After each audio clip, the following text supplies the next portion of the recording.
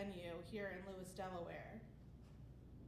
Also, I am partnering with the great poet Carla Christopher, who unfortunately couldn't make it tonight, but she will definitely be here in July on the 23rd, so save the date. Now for some rules. Everyone gets 10 minutes. You are not obligated to use the whole 10 minutes. There is a clock right here in the middle, in front of the stage, to keep track of your time. So make sure everyone gets a fair 10 minutes. If you exceed your allotted time, you'll see a light flash from our timekeeper. And lastly, I ask that you hold your applause to the end of each reader so that they can maximize their time up here.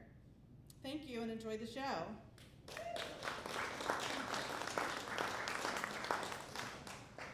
Now, as the host, I get to kick things off with some of my poetry.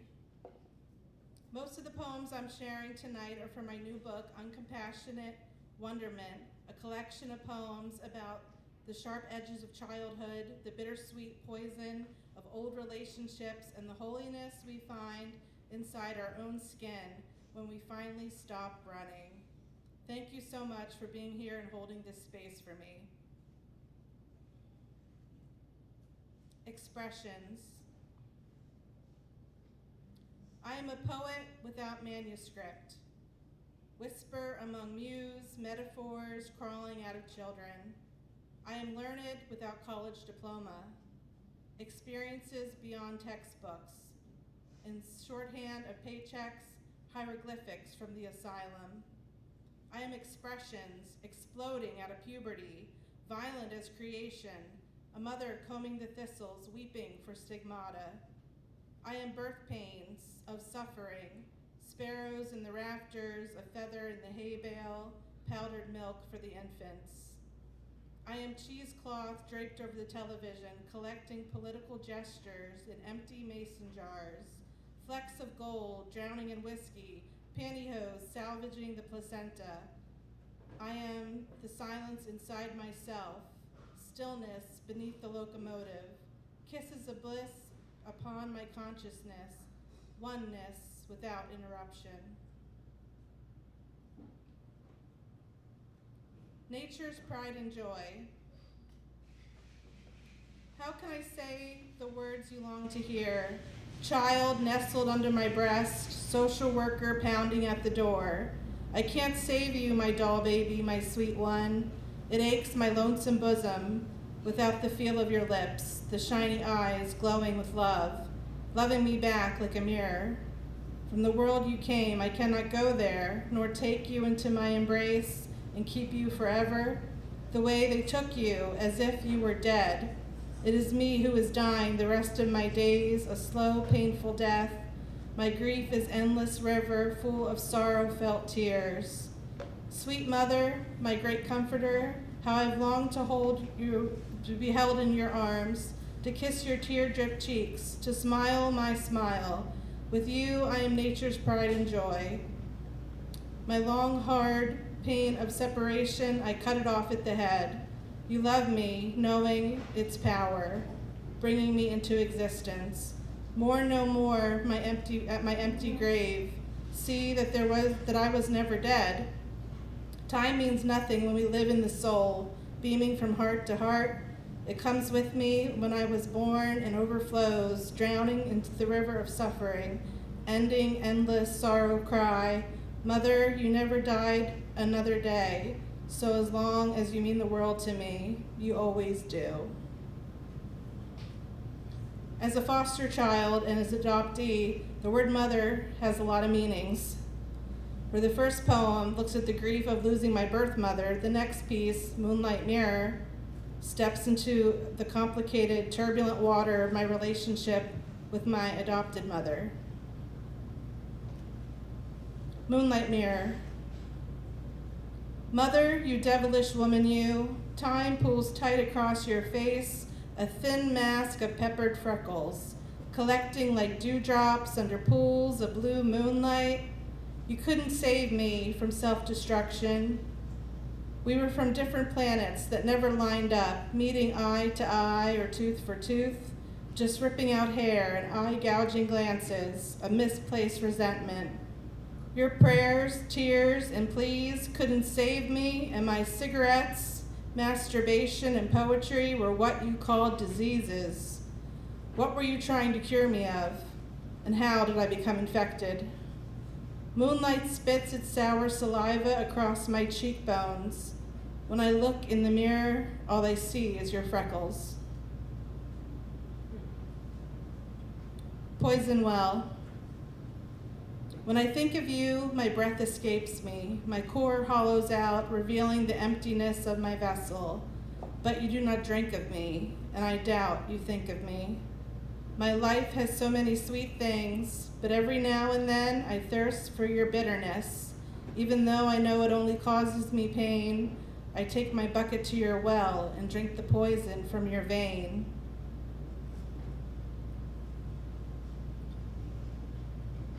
Okay, I'm gonna read one more. Mood stabilizer. I cried when he asked me about the mood stabilizer. He said, "Can you feel anger and joy, or is it just one big mono mood?" In silence, I contemplated my feelings. I haven't been angry. I have stopped grinding my teeth, but I never saw mood as my problem. I've got deep-seated issues from childhood, secrets seeping out of sexual abuse. I never wanted to be that girl, but it never really was my choice. Not even now, backed in a corner with a therapist and a psychiatrist, I got a lot of feelings, and I classify them all as normal. So when I walk into your office, don't think I came for the drugs. Don't think just because I'm quiet, I've got nothing to say. There's more to me than what you see on the surface. I just need to know you care enough for me to show you.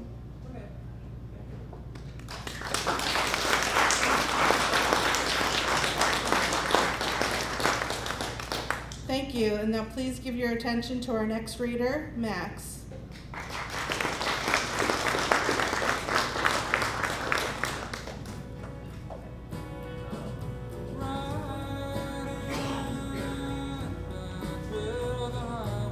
Hey.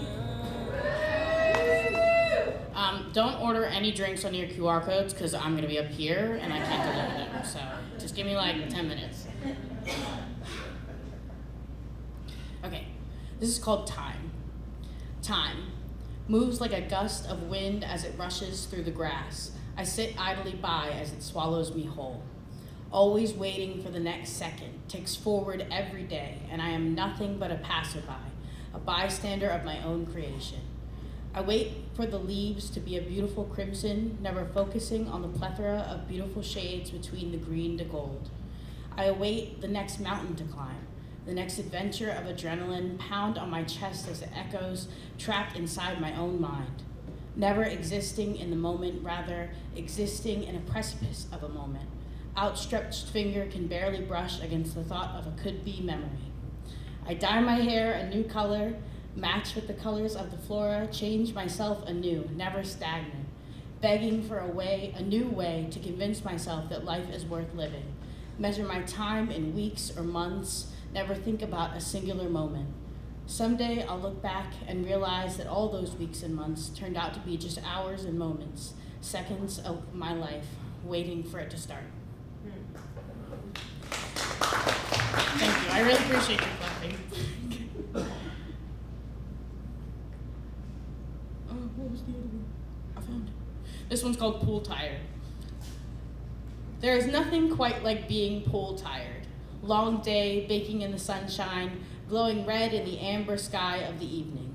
Rouge turning ember, skin burnt, smiles bright white. Your bones feel like they are dripping into the weight of the woven lawn chair. Dehydrated in the baking heat, it's been a long day, but one that you will remember.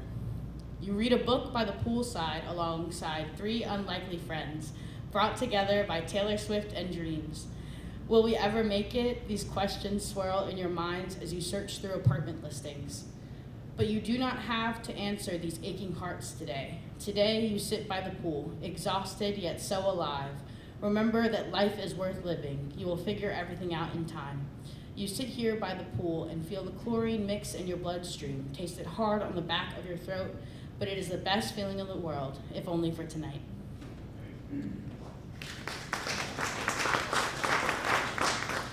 This is my favorite poem I'm about to read, so much so that I got a tattoo about it, so it's serious. Okay.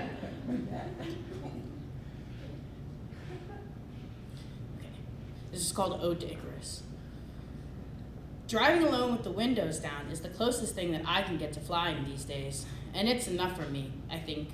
I still get the wind in my hair, the feeling of freedom. I feel a lot like Icarus, the boy who flew too close to the sun, the father-son duo that was destined to fail, but so beautifully, so poetically that it just seemed like it was destiny. Icarus knew the sun was dangerous, but he flew towards it anyways. He just wanted a taste of warmth and light after being stuck in a cage for so long. He had no regard for his own safety. He knew this taste of freedom could bring him to his demise, but he didn't care. I see myself in Icarus's tail. I am the wax on Icarus's wings, melting off like sweet honey dripping from the hive. I am the decision to see the sun, just one last taste of warmth and light before I am consumed in the depths below. Icarus's fall from grace to the ocean was a beautiful one. The wax burned his skin, branding him with the permanent remnants of his mistakes, but at least he felt something. But then I see the sun, and then I am the father, begging Icarus to fly lower, to be more careful. I am the crafted wings, delicate and fragile and oh so easy to dissipate into nothing. There are two ways this story could have ended. Icarus could have been saved if not for his own willingness to put himself last. So I'd like to think I'm going to fly lower. I'll drive my car, blast my music with the windows down, fly a little further, because I refuse to fly too close to the sun. Thank you. What are those dreams?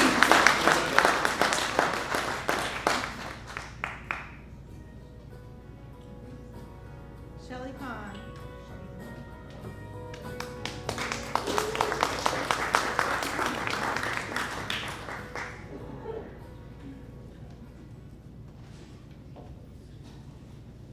Hi, everybody. So, I'm going to start out with the most serious and hopefully get a little more amusing as we go along. Wrecking Ball. In a dream last year, I saw a wrecking ball descend slowly from a crane high above our heads. The wrecking ball swung hard. It hit against the wall we had built for insurance. Last month, I had the dream once more. The crane was impossibly high, and the wrecking ball that much larger.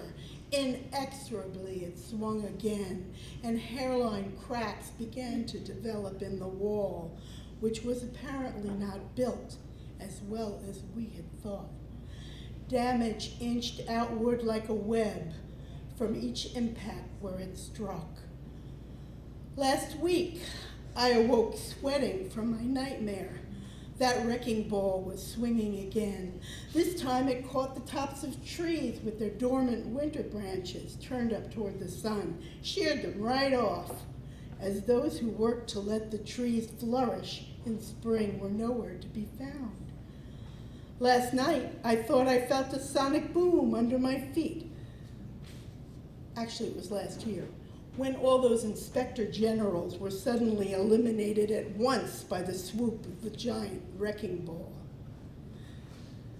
Dreaming as we strolled into a restaurant to celebrate our wedding anniversary, I thought I heard its impact and felt its blows.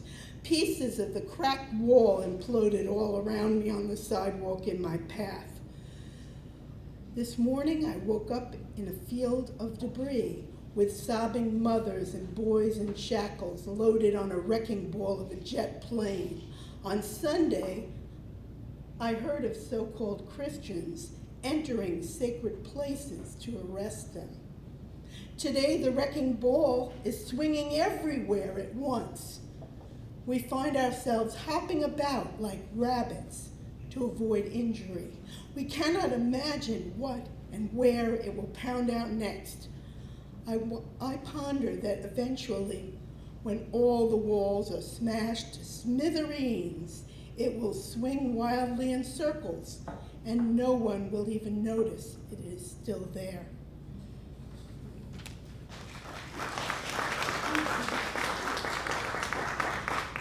Okay, less serious now.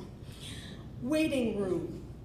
I sit in the sticky black vinyl chair in the small square waiting room, thumbing through last year's Washingtonian issue on burgers, thinking, why is this in a gastroenterologist's office anyway? Isn't that what got us here? Is he trying to drum up business? I pull out my iPad to look at my overloaded calendar, and I tap my feet with nervous energy. Next, I listlessly work through the packet of questions on the medical history of my extended family. I scan the pages of privacy releases. Who would I want to have all the bad news about my medical condition? The list is short. I move on to the consent for whatever procedure the doctor has in mind for me. Signing with a flourish, I step around the large lady at the window. She's complaining about the wait, threatening to exit the premises. As she continues her rant, I send the clipboard above her head to the busy receptionist, who receives it like a catcher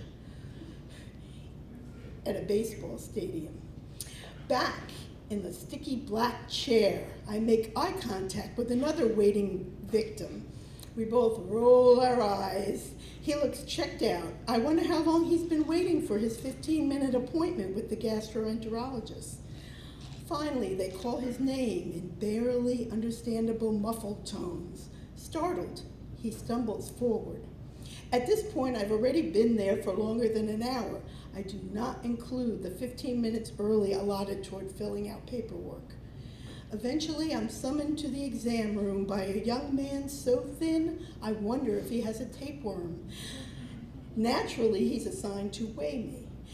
He also takes my rising blood pressure and declares it perfect.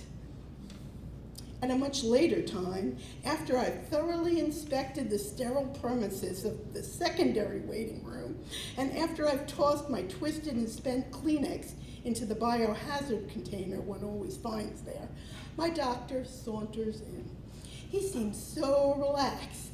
He uses the first 5 minutes to catch up on my still stressful job and to let me know about a recent death in his family, his mother's passing at 101 years of age. I express my condolences.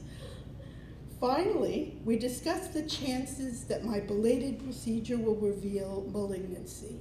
He says that though my mother died at 40 from an unknown cancer and my grandfather also had it, I shouldn't worry too much.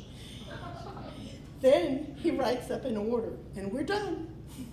After the prolonged scheduling at the receptionist window for 2 months out, clearly I'm a priority, I depart. The waiting room part is over.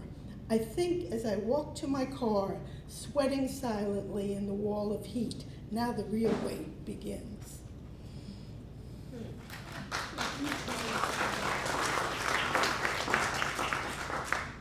Let's see, what do I have time for? All right. Do I have time for Mother's Day at the Renaissance Fair? Hope so.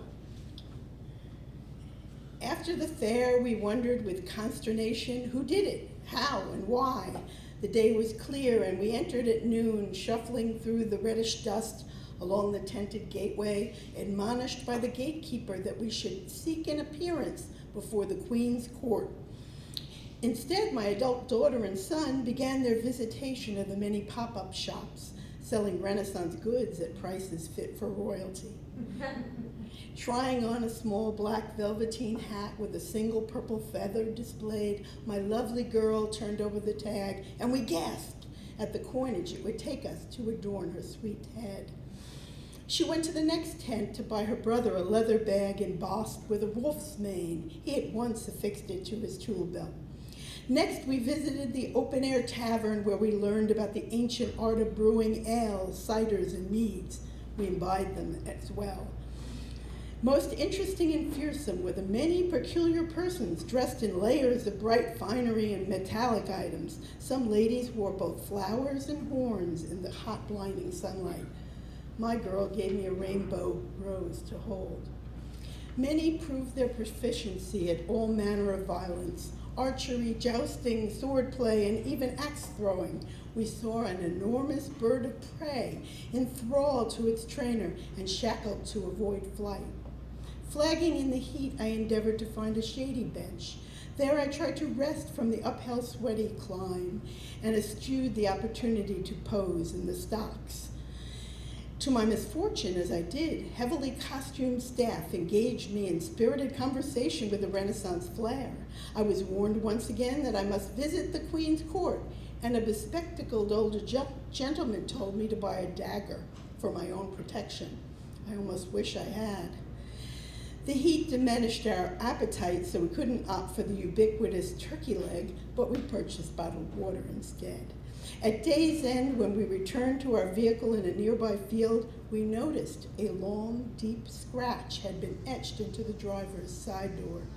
My family offered multiple theories concerning its origin. Could it be from swordplay? Maybe a drunken lout wielded his dagger or accidentally brushed his heavy silver mail shirt too closely. Perhaps an unlucky jousting contestant felt the need to damage something. But for me, I definitely think it was the Queen Mother. We should have made that obligatory visit.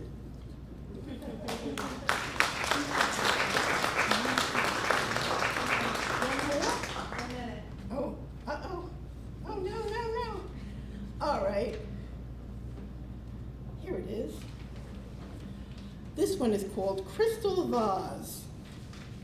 I am beautiful. That is what the aging lady who keeps me safe says to me every day in my central placement on her dining room table. I have a perfect 180-degree view of the seasons. I see the orange-tinted wood deck and the squirrels and the voles that sometimes eat the tomatoes and the geraniums she grows in the summer heat. I can see the spring-light green tulip poplar trees out my glass French doors. When the leaves turn in fall, I am especially happy as holidays approach. At Thanksgiving, I'm filled with roses and admired by all the familiar guests. Winter is hard, and I'm sometimes filled with tacky blue and white plasticine flowers, though I like to view the snow when it gathers outside. My weighted see-through body has a lovely diamond pattern with multiple sculpted lines at my crown. I'm proud of the handiwork it took to create my elongated and curved oval shape, enabling me to sit on the mahogany table with ease and dignity. She inherited me from her own biological mother, taken too soon.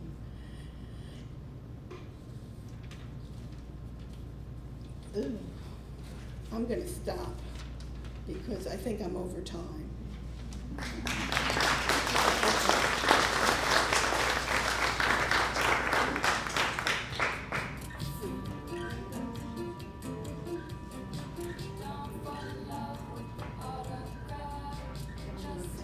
Judith Sandell.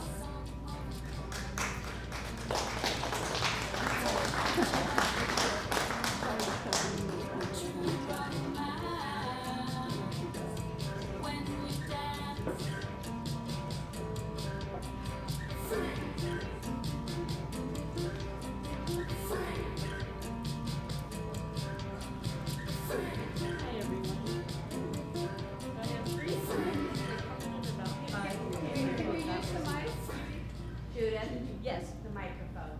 And My friend Carrie just told me to use the microphone. Is that it? Can you hear me? yes. Okay, so the first one is dedicated to a friend who was supposed to be here from DC, but she had car trouble. So it was for my friend Aracema Garza. Her grandparents were from Mexico. Her parents came over as sharecroppers. They had 5 children. They all went to college. They all became professionals. And you know the rest of what's going on right now. So this is called Women Holding Hands Across the Table. Yesterday, crimson snow, indigo fabrics unfurled as Eva Ida, Jenny, Sarah, Lynn Tans, creating thrice told memories I heard through the years. Each Ashkenazi Jewess forced to flee, young girls with babes holding hands across Kiev, Minsk, Tbilisi, Lublin. Despite hardships, Lady Liberty opened her arms. Today, does she still welcome new Evas, Idas, Jennys, Sarahs? Named Maria, Angelina, Elisema, Jada. Young girls holding hands, swimming past barbed wire, lifting precious babies above heads, families separated not by ocean waves, but the ice of dead human hearts. My Ida, my Eva, my Jenny, my Sarah, circle round Lady Liberty, wiping her tears, as France demands the welcome to America, welcome to a better life, welcome, welcome, welcome, to be returned. And we must reach across the table.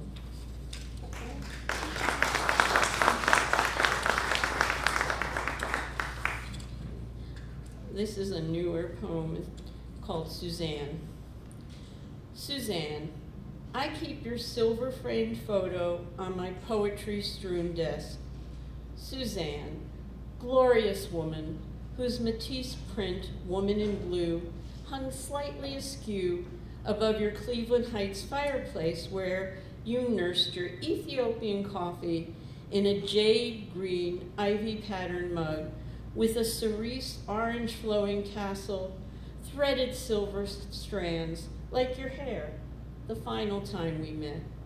Suzanne, your prize mug, daughter Lorian gifted you. Prize mug proffered to me the day I escaped broken husband Craig. Suzanne, you offered wine and sympathy and refuge in your attic room, whose sloping ceiling protected me in your childhood spool bed. Suzanne, relocated from deep redwood forest of California, driving home along Ohio highways after convening your writing critique group in Olmsted Falls. Suzanne, destroyed, shattered, leaving us all behind as the truck smashed you, killed you, took your breath away. Suzanne, bereft of you, I keep writing your name, though the memorial booklet reports it was actually Melita Suzanne. I hold the name I knew, Suzanne.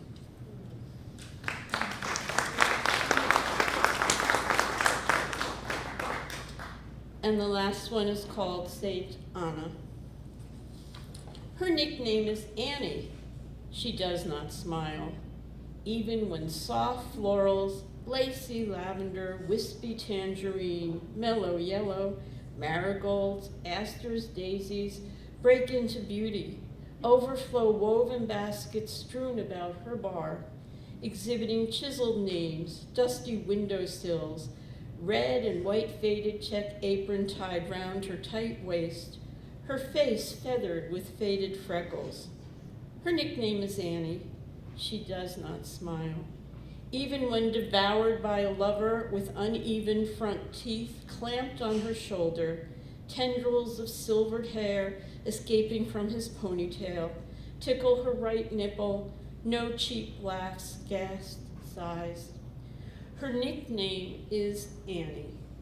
She does not smile, even as many men ask for gin, tequila, Maker's Mark, wanting to make her a woman without a smile, icy, incised enigma, distance deemed desirable, a void they could paint any color flower they wished. Her name is Annie. She does not smile. Explosions of a skeletal memory, her 6'2" 15-year-old son, nailed to a gurney along a crash site, crams her nights. Nathaniel, wake up. And he does not, and she does. Her nickname is Annie. She does not smile. Thank you.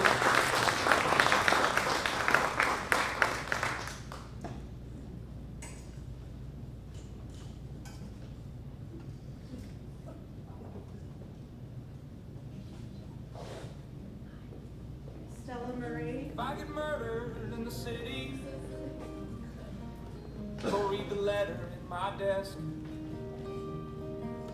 Don't bother with all my belongings, but pay attention to the list. Make sure my sister knows I loved her. Make sure my mother knows the same. I wore my sports bra inside out. A loose top covered it mostly. I knew the tags flapped under my arms, but I didn't care, not remotely. I shook my booty. All was well until a woman pointed out and yelled, "Did you see? Did you see? That's not how it should be." I did it on purpose. My smirk grew. I lifted my shirt. In my mind, she was being a jerk. No, no, no. Eyes covered, she began to quake. Nothing was showing, for heaven's sakes.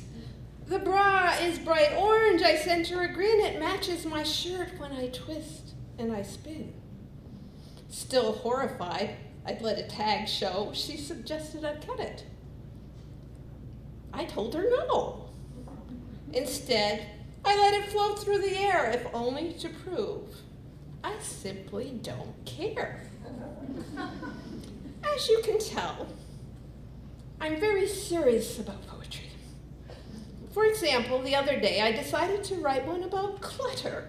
Yes, the piles, the drawers, the mysterious basket that somehow contains batteries, an inkless pen, an L wrench to some furniture I no longer own. For once, I was going to be inspirational, life-changing, so naturally, I did what any serious poet does when preparing to tackle a meaningful topic. I Googled, what rhymes with clutter? Because nothing says deep reflection on consumerism and emotional attachment to objects like a good rhyme scheme. Up popped the usual suspects. Butter, gutter, mutter, and then I saw it. Swart rudder. Raise your hands and be honest. Who here once spiraled down that rabbit hole? Yes, my friends, I clicked. And loves, this was not a typo. A swart rudder is a member of a 16th or 17th century band of marauders in the Netherlands. They blackened their faces, wore black clothing, and rode around being dramatic. Basically, a goth mercenary. A swashbuckler would never tackle a junk drawer. Suddenly, my clutter poem seemed trivial, unimportant. How does I should really throw out all these old AARP magazines compete with masked marauders galloping through the countryside? It cannot. A novelist first. I willingly jumped into the black hole. Backstories, Three Musketeers, possibly a sweeping Netflix series. No, nothing. But then I found it. There was exactly one book published in 1582 that used this word. One.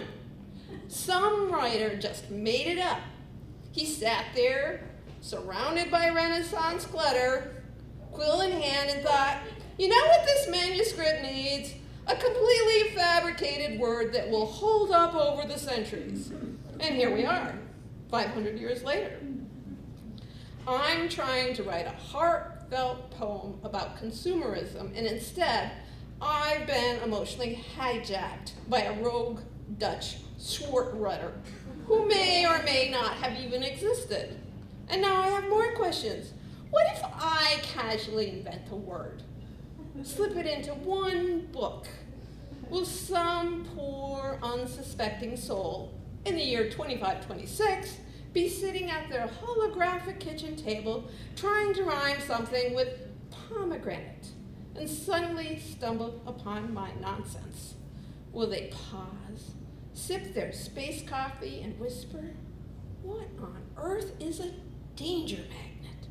Anywho, maybe I should stick with romance novels and leave the poetry to the experts.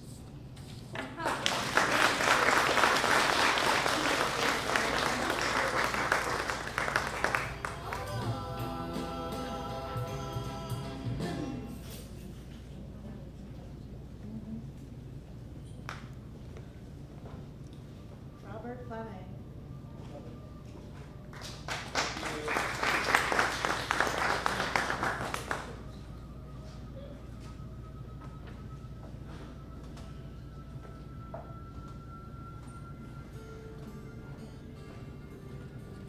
Well, good evening. I'm Robert Fleming. I'm a visual poet and a digital artist from Lewis, Delaware, and I'm going to read some poems and then give a little bit of news. My first one is called Porn No More. Some call me porn. I prefer desire. Playboy Inc. shot me to be a Playboy bunny. I prefer a centerfold. Printed on coated gloss. I prefer a photograph. My staples torn, scotch taped inside a locker, puttied on jail cell cement blocks, nipples licked above seed, HTML parsed to zeros and ones. Now I'm crumpled in jealousy, under kindling firewood, camping trip toilet paper, 0 WW views, deleted trash, page not found. Miss May 1982 is no more. And that form of poetry is an elegy, which is a tribute to something which is deceased. This next one is a villanelle. Cuckoo, compulsive, and coro am I. I must keep my pubic bone attached to my penis. Beware, beware, the cock snatchers. Promise to keep my secret between us. My attack and defense are my weakness. Between the sidewalk cracks, the shafters survey. I must keep my pubic bone attached to my penis. My member seeds every woman in Woburn. I must bring forth the next voter roll. Don't blab my secret, keep it between us. Ding dong, red rods ring the alarm menace. After a frothy pint, my pecker flows Joan. I must keep my pubic bone attached to my penis. Your reward for keeping mum is a Guinness. One day, me and my dick will live alone. Keep on keeping my secret between us. Pushing Peter into the net is my favorite part of tennis. Following the Johnson rules are my strengths. I must keep my pubic bone attached to my penis. Bless you. You kept my secret between us. Thank you.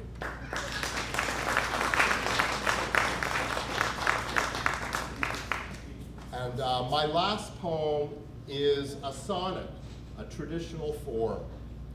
Cheese Sonnet number 263. When you swallow Swiss cheese holes, you are holy. Eat Havarti trenches on Triscuits. You won't have to church. Invite neutral Switzerland to a blue cheese rally. Don't bite Gouda cavities. Eat string cheese ocean perch. Cheese Whiz is not cheese because there are rules for what's cheese. Spell it whiz, or don't spell, or use spell checker. Spray or glass bottle orangey whizzy your colon into a freeze. Wisconsin's women's breasts, Parmesan cheesesteak into nectar. It's greed and envy to insert mozzarella into sloth foods. Wrath is squeezing American cheese into sticks. Serve jalapeno pride poppers on gluttony doilies, dude. To reduce chastity, increase lust with camembert crucifixes. At a birth, serve cream cheese on poppy seed bagels. At a death, pierce half-white bread into cheddar fondue finagle. Thank you for listening to my poems. Just a few announcements for me and the other art writing groups I participate with. I currently have an artwork at our local gay and lesbian community center, Camp Rehoboth, who just celebrated their 35th year. So we're having an art show there throughout June and the first week of July. I'm also a contestant in the People's Artist, which is a competition which is funded by an actor, Johnny Depp. I'm currently a quarter finalist in my group and in first place in the quarter finalists. I still have a ways to go to get to the finals, but it looks hopeful. Thank you. My other two is that I'm one of the editors for an independent press called Old Scratch Press. We typically publish 3 to 4 books a year of poetry or short forms. We also have a blog, which we have about 4 to 6 releases a month. And we also curate and produce an online digital magazine called Digital Noodles. And our current theme, which is open for submissions till July 5th, is al dente, which is a way of preparing noodles to be hard to the tooth. And the next theme for the holidays will be author's choice. Again, that is instant noodles. And I want to thank you for listening to my poems. These poems are a part of a submission to a competition called the Massachusetts Poetry Olympics, which I qualified for because I was a student and lived in Massachusetts from 1980 to 1984 at Brandeis University. Thank you.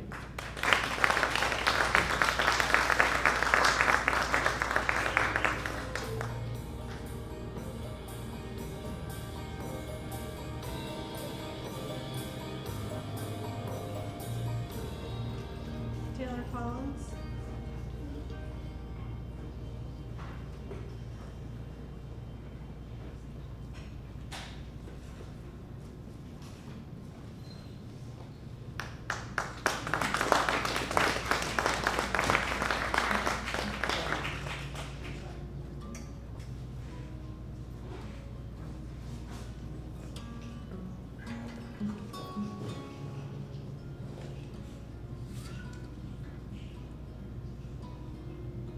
Good evening, everyone.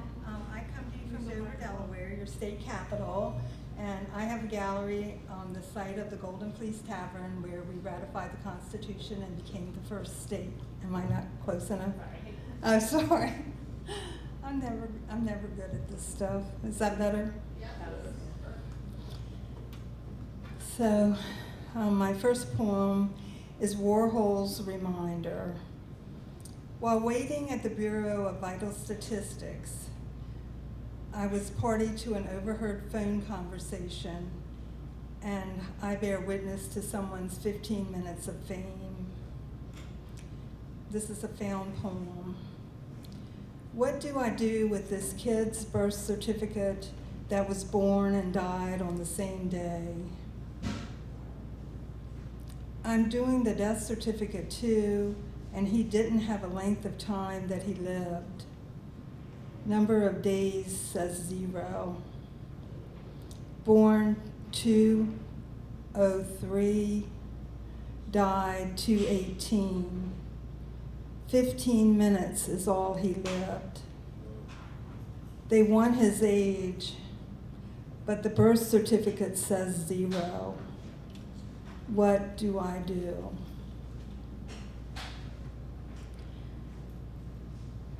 Then next one, I'm a second wave feminist, so that kind of comes out every once in a while. And this is called Adding Salt to the Wound. And it was based on, I was reading Anna Akhmatova's poem, Lot's Wife. There's been a lot of poetry written about Lot's wife for good reason. And my poem is, and again today she rises, as if from a great salt lake, old what's her name? Not that her name escapes me, that long since fallen disobedient one. She, the quintessential greatest of unknowns, she, unnamed, whose greatest sin, dare we say it, she, yes, will say it, suffered death because she chose to turn. In a split second, lifetimes of obedience shaken off. She emerges a rock, a flag bearer.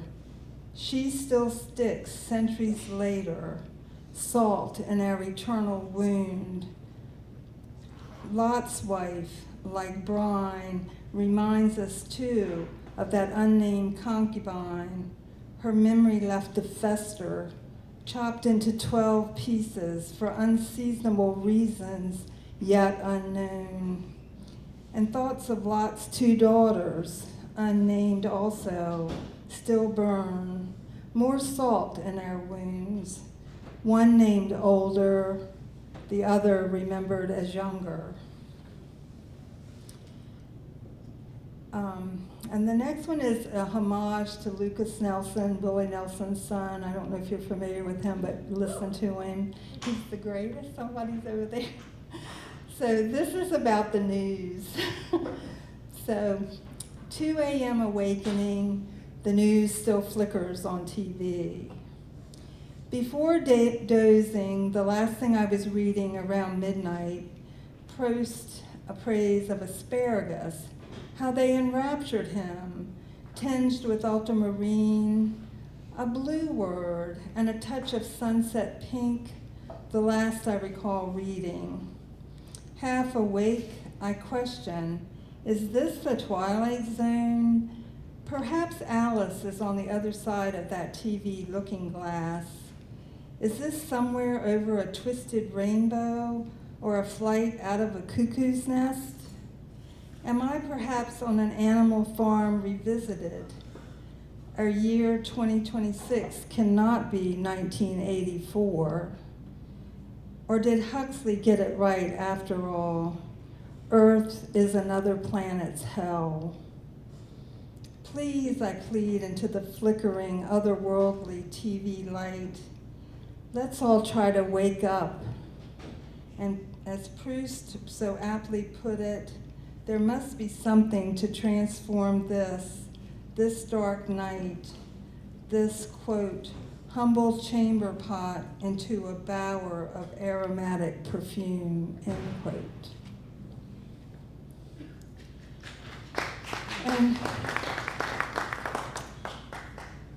And poetry, sometimes people ask where it comes from, and sometimes you'll see a word or a phrase that you don't know, and you just have to write something about it. So this phrase was sexual dimorphic parasitism, I think that's how you say it. And so the poem is called Thinking of Anglerfishes, a tad envious of their sexual dimorphic parasitism. This night, the smell of your skin awakens me, your arm across my shoulder, a reminder of entanglement, how enjoined we become, so like the third body, the poet Bly described in a love poem, 1 + 1, the sum of our parts. I wonder now, as you sleep, would you ever be as inventive as the male anglerfish in his dedication to love and life? a lifelong commitment to one being so deep you could never let go. We, like that anglerfish, our self-same skin holding us in, here in this night, the we of us, of you, of me, parasites. Someone's gonna love that. So here's a little good one too. No.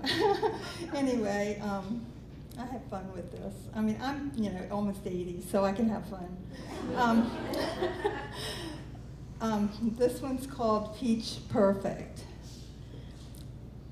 and you have to use your imagination on this one. As the smell of peach penetrates this space, this luscious fuzzed peach, the one you now lift to your pink flushed face, savor its essence, pulsing through you as you become one with this mouth-watering peach. The pith, the pulp, the lips, the tongue, the skin you peel away with white pearly teeth, fully undress this dripping, succulent peach. This surge of flavor, savor, take a slow breath, breathe, just breathe.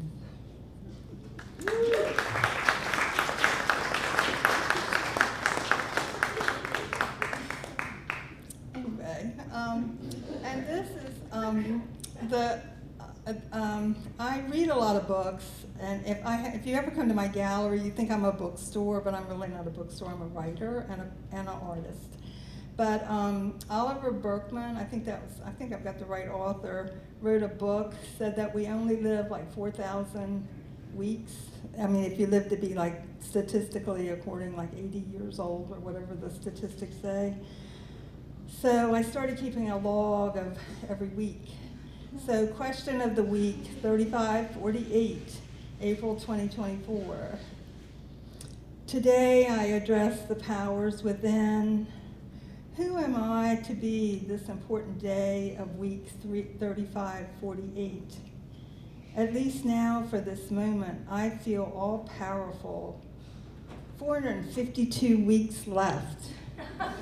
A poet, a pen, a notebook, an artist, a full palette, lots of canvas. There is power to drive knowing I am not the Utah couple who mailed to California quite by accident their cat, Galena, in an Amazon return box. That was not me. Surveying my creative spaces, unfinished paintings, scribbled pages, I realized I could have been the cat mailer. But not this week, not me. While waiting for my proverbial next pot to boil, I'm thinking that I am queen of my domain and just realized I forgot to turn up the flame this week. I thought I was red hot. I thought I would always be on fire. And my last poem, Sean won't let me sit mine now. But anyway, I used to write these little books about Sean. I had a lot of little mini chapbooks. But anyway, this one is kind of one from one of my little, because I'm only like 80 and I've never published anything. So I've been in one or two journals, but that's about it. But anyway, this is a little poem, Adrift in a Storied Land. Some places you cannot return to, days, weeks, months, years, those times when we smother each other, a primal wildness released. Legend has it that only the few undergo this rush, and after you do, a part of you stays in the wild forever. Come, come, look for me there. Thank you.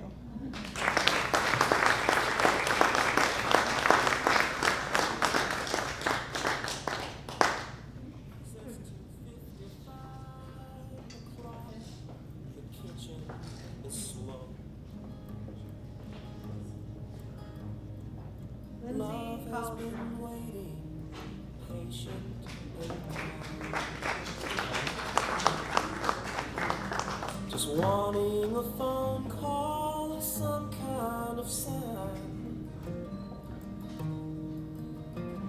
that the one that she cares for who's out of Okay, my first poem is called One Click. It's a new poem I just wrote. It's dedicated to my boyfriend. A quiet, still spring night, one unexplained click. Hoping the time is finally right, two hearts gambling on one spontaneous click. Standing strong 2 years later, pride for what we have shines through.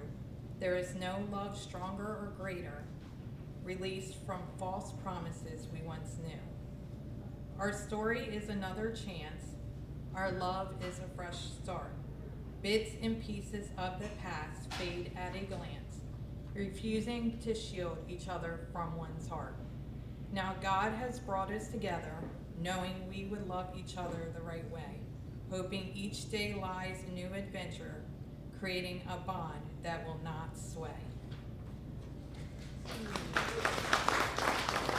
My second poem is called Love Yourself. It's an older poem that I published years ago. When the world knocks you down, love yourself. When you feel defeated, love yourself. When you feel weak, lift yourself up. When people try to break you, rise from the ashes. When you lose yourself, rediscover who you are. When you don't feel wanted, always remember that you're needed. When you feel hopeless, remember you are strong. When you feel lost, give yourself grace. Eventually, you will find your place. And my last poem is new.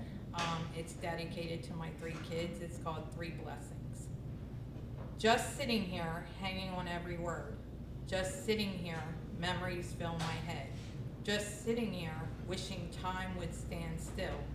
Time doesn't stand still, but yet goes at the speed of lightning. So before you all go on your adventures, I hope you all know the 3 of you were my saving grace. When weakness took over, new light was born. It was called the shining light of motherhood.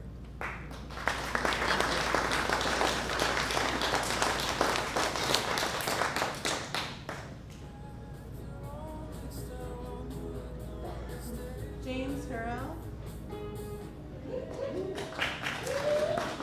All right, while James gets up there, I'm just going to make an announcement that we're going to let the food truck go.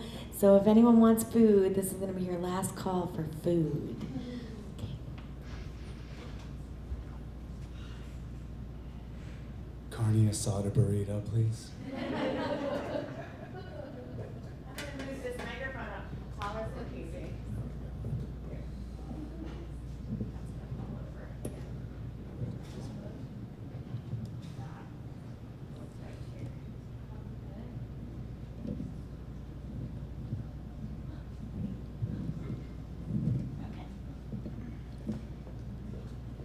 There once was a man from Nantucket. I'm sorry.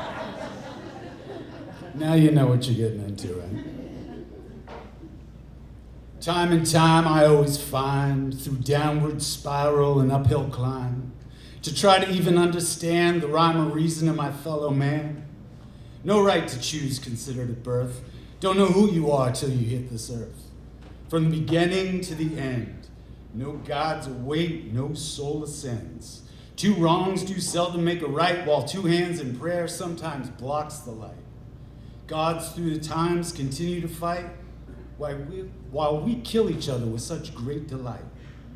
Consumed by a screen telling us what to think, and it insults our intelligence with its vapid stink. Back to you, Tom, with the weather. No roots on this blonde anchor, and man, does she look great in a sweater. On a serious note, let's check out this voice of reason, reading what somebody else wrote. Back to you, Tom. Journalism has soiled the bed, just clouds the space within your head. Clickbait and eye tracking, agreed to terms and services with some mild hacking. Use to your camera, use to your microphone, access to your contacts. Great, now they know my home. Taking quizzes, handing out personal business. What, to alleviate boredom? Is life boring you? Remember when it was great and everything was right? Well, I don't either, unless it happened in my sleep one night. Afraid of this world filled with people you'll never meet? Let them get their freak on at home, just don't bring it to the street. In the comfort of our own mind, we all have the answer, but we can't seem to agree and spread discourse like cancer. So let's grind it down till there is no more, and join the line of all the other economic whores. Bleak, dying embers of light, or an ironclad will with a desire to fight. You want to praise a higher power? Well, get up off your knees, because you walk amongst gods with no desire to be appeased. You are the chosen one. Let that sink in. The knowledge you desire is already within. The fear and conditioning they will always impart. But your life has already begun. So as far as living it, when do you want to start?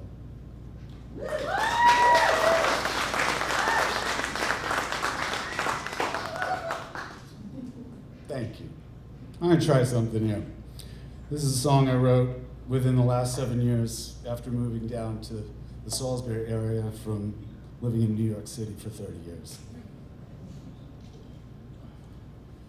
Have you ever wondered what it's like to be sane? No more pushing and a shoving on the thoughts inside my brain. Why I hate so much, have no heart to touch as I rage through the night. 'Cause everything around me makes me wanna fight. Cruising down the road, and the only load is the one on my mind. All these people that I'll never meet will never treat me unkind. Why fear so much? Use it as a crutch as I blow through this light. 'Cause everything around me makes me wanna fight. So I hit the drive-thru and idle in line behind 10 other trucks that look exactly like mine. Get high on exhaust and feed from a bag. Wipe my mouth on my shirt sleeve adorned with our flag. Thank you. That's called Ode to an Angry White Man, and I write that as not an angry white man. What else do I know?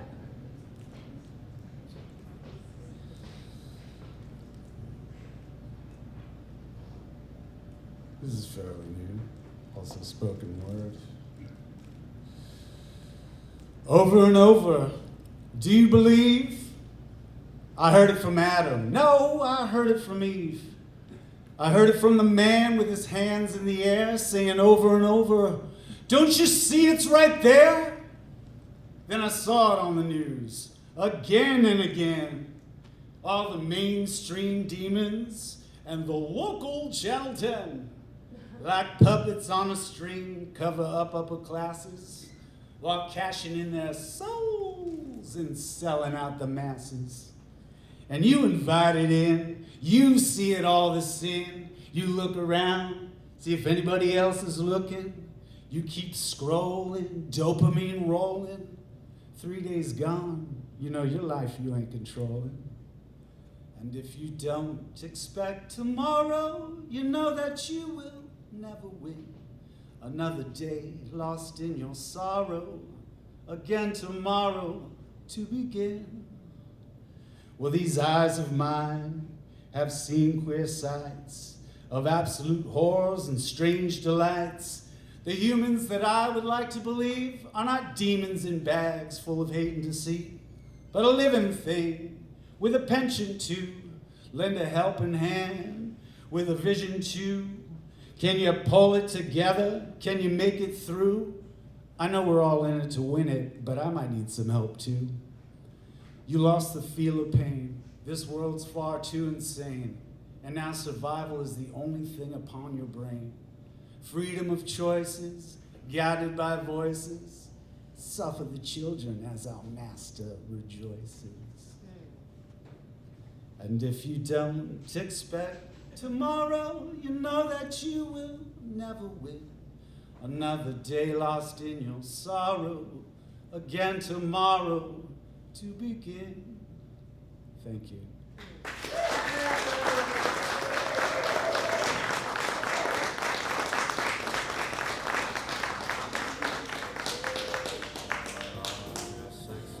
At my funeral, my good wife. Can I have? For the first time in your life.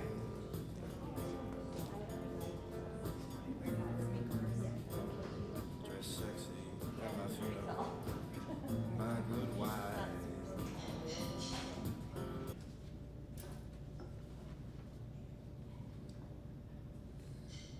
Hi, my name is Janaea, and I'm new to the area, and I just have to say the listening booth and the Rehoboth Beach Writers Guild has been really welcoming. So, like, can we just give them like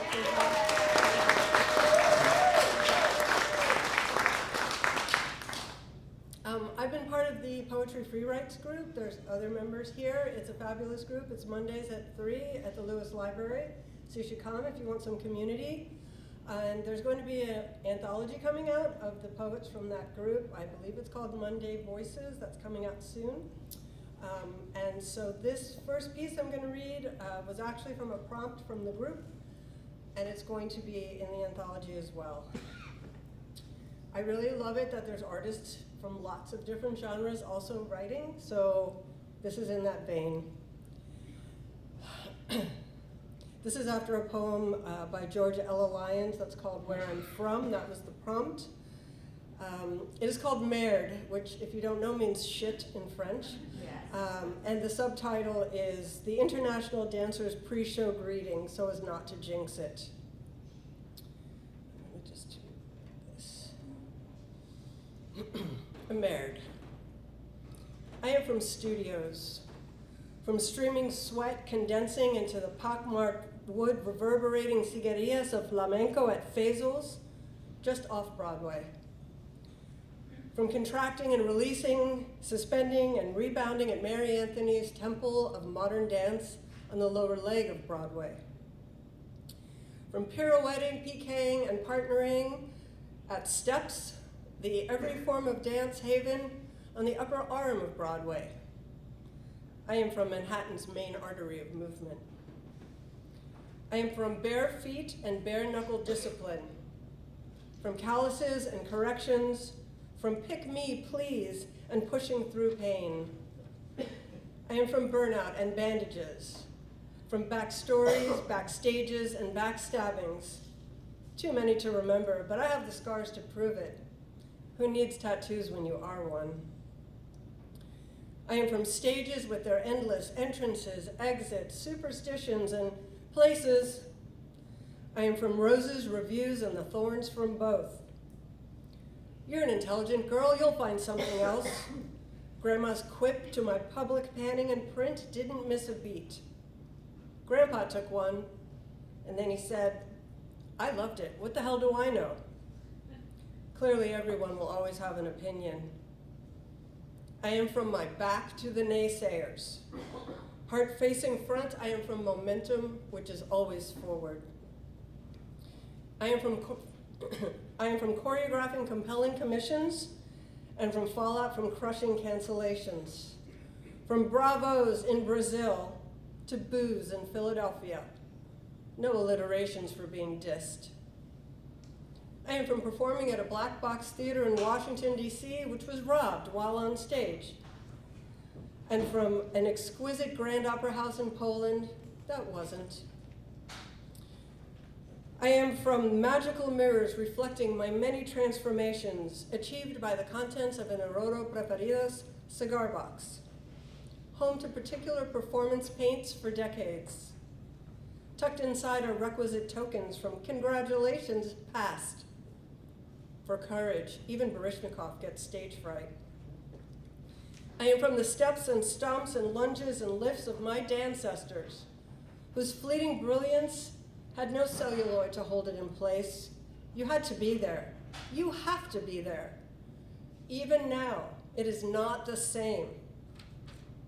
Go, behold a moment of motion unfolding in real time and space, and breathe it into you.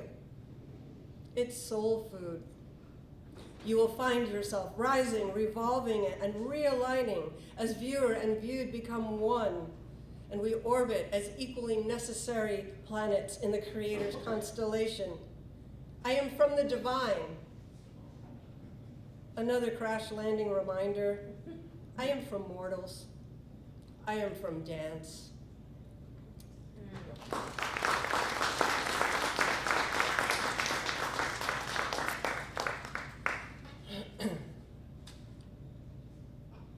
All right, this is called An Ordinary Heartbreak. Heart utterly shattered, leaves no shrapnel on the ground. House reduced to rubble, still the home stands. Family gone forever, nonetheless walks the earth. This is the riddle of an ordinary heartbreak. I read the news today, oh boy. Evidence everywhere of remorseless reduction of vibrant life to its most intimate and inert components. Fragile fragments of hijab and talit hosting fragile fragments of skin and bone hosting, okay, I'm gonna start again because this is my favorite poem and I don't wanna fuck it up. Is that all right? Yeah. All right. I'm going to start at the end. I read the news today, oh boy, that threw me. Evidence everywhere of the remorseless reduction of vibrant life to its most intimate and inert component. Fragile fragments of skin and bone hosting remains of hijab and talit are bespeckled in a pollock-like splatter that is not cadmium red. Where do we lay our grief on this comparative sacred ground? I'm sorry for your loss. Doesn't come with a qualifying adjective. And gravity exerts equal pull on us all. Thank you.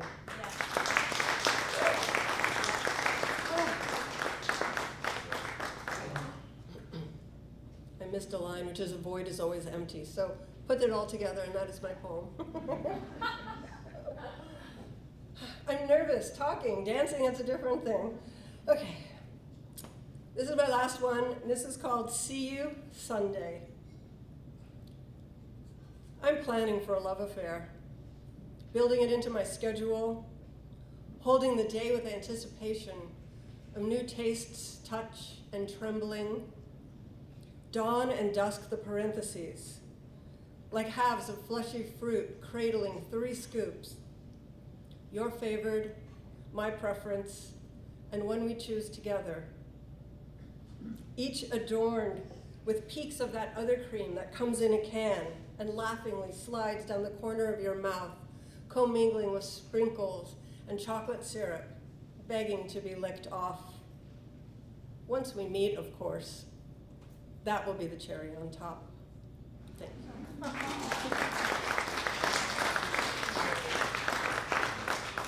So I'm going to save Angie the trouble, and I'm going to introduce my dear friend Itzel, who's going to come and do the next piece. Let's give it up for Itzel.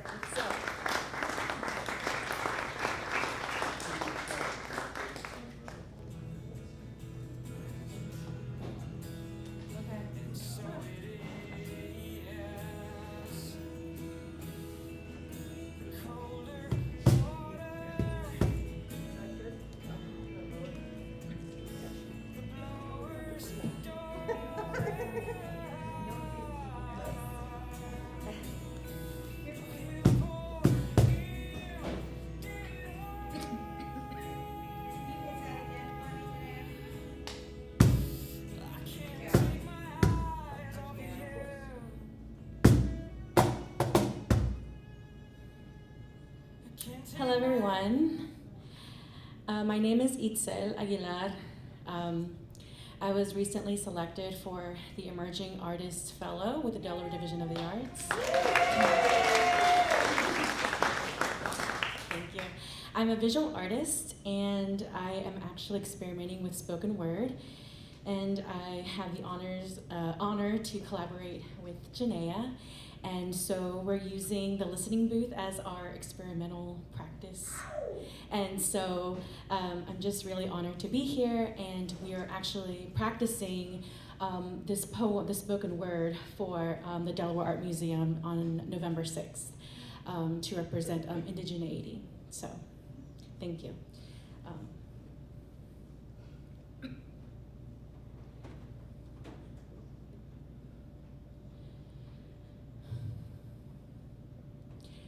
As I write my name in disgust, I'm mortified at every letter I write. Why must my name sound like that? I've had enough of this name. The name that no one can pronounce. The face the teacher makes when she glances over my name. Why can't it look like a Brittany, a Sarah, an Ashley, or an Amanda? The name that I knew nothing of. El nombre del que no sabía nada. I look around and I see pretty pink girls with their pretty pink dresses. I look in the mirror and I try to change the shape of my nose.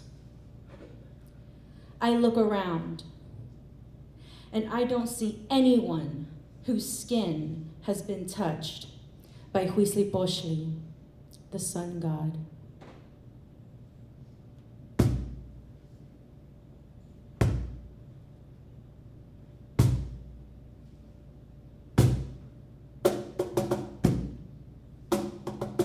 I wish I would have known how my name tastes like fresh ripened noshli, prickly pear. Symbolic as a shashwihli, jade. Ceremonial as the itzli, obsidian. And radiant as the cempasúchil flower. I wish I would have known that my name carries the aromatic scent of Maya civilization. My name derives from Ixchel, goddess of earth, moon, and medicine, diosa de la tierra, luna, y medicina.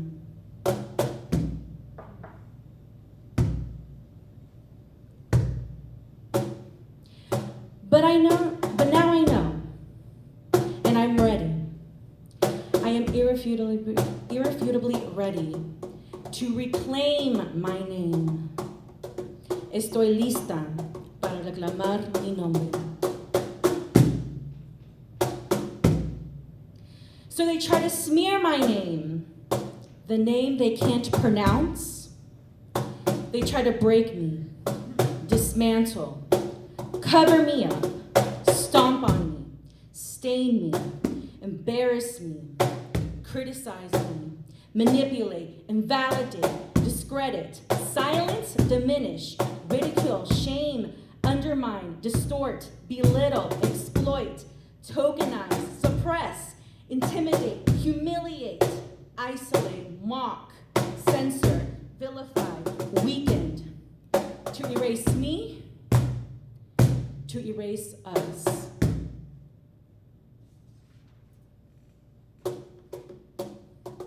Ahora, lo entiendo. Ese nombre me lo pusieron para prepararme. So now I understand that my name was given to me to prepare me. To prepare me. Prepare me for resistance. Thank you.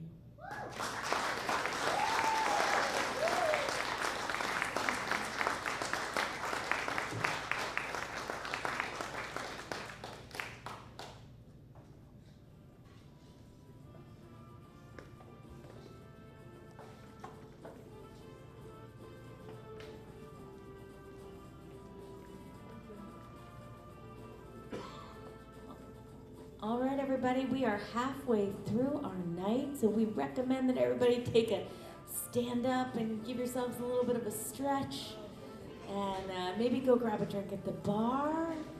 We'll take just like a minute or two, and I think Angie would like to get a photo of everyone at the end of our break, if that would be of interest to people.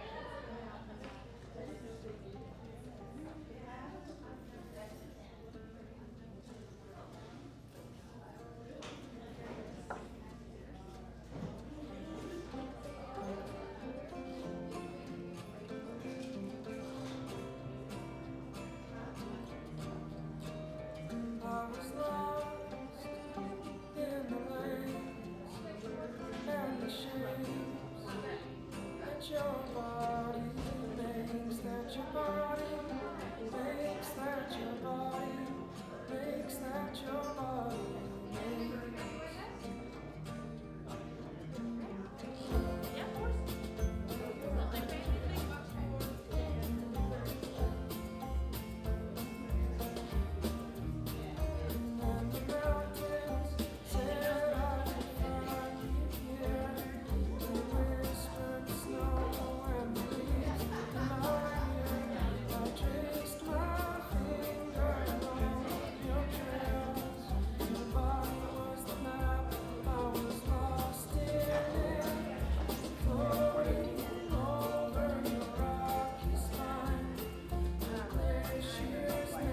Hi, I'm Robert. I'm going to take the group photograph. I would like all of the people who read in the first half and will be reading in the second half to come onto the stage, and I'll show you how I'd like you to form on stage, and then I'll take the photo. Thank you.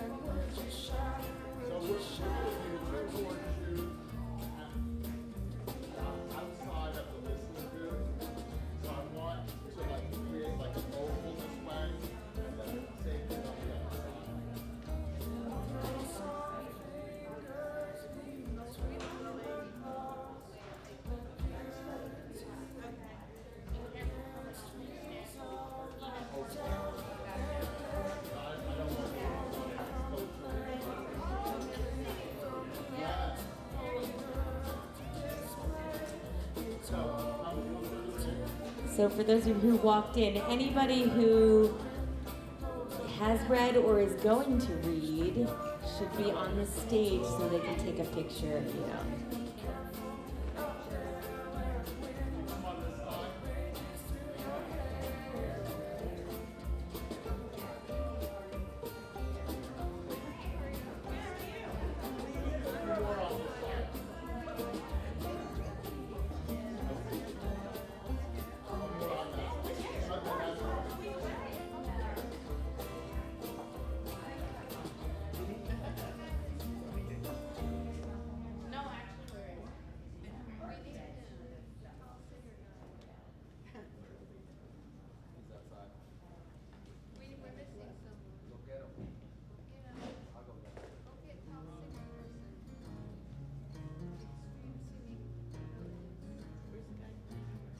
We're missing someone, Robert.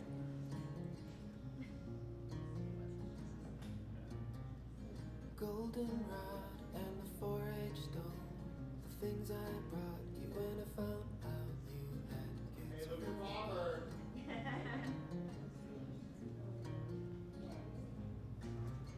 Your father cried on the telephone, and he drove his car into the Navy Yard just to prove that he was sorry.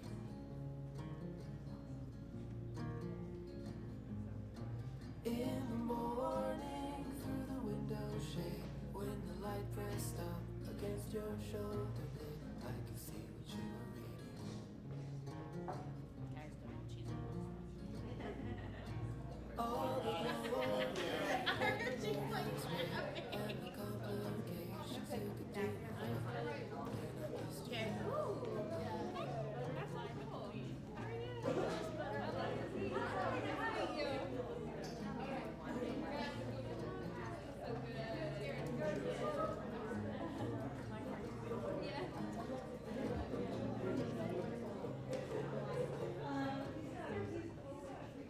Tuesday night at the Bible study, we lift our hands and pray in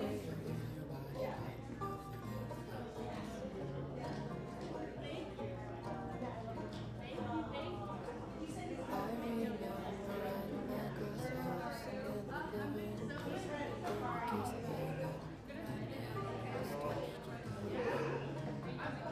Alone.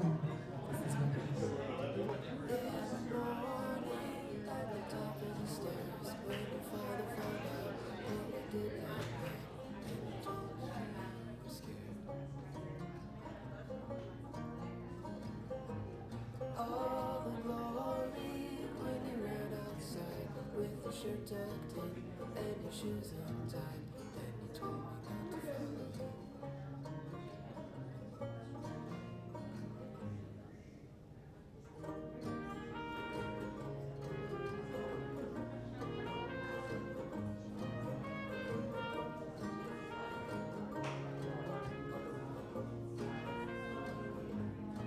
We're going to start back up in 1 minute.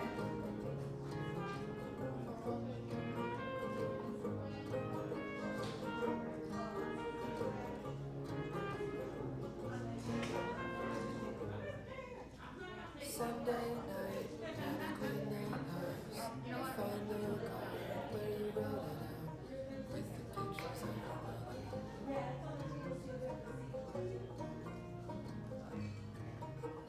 On the floor at the great divide, with my shirt tucked in and my shoes untied, I am crying in the bathroom.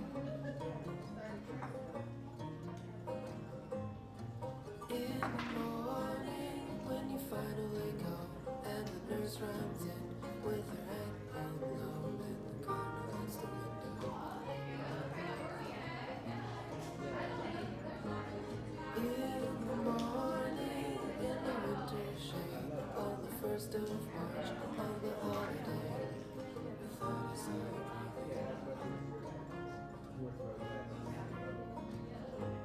All the glory that the Lord has made, and the complications when I see his face, in the morning in the window. All the glory when he took our place, but he took my shoulders and he shook my face, and he takes and he takes and he takes. Next is Debbie Bricker.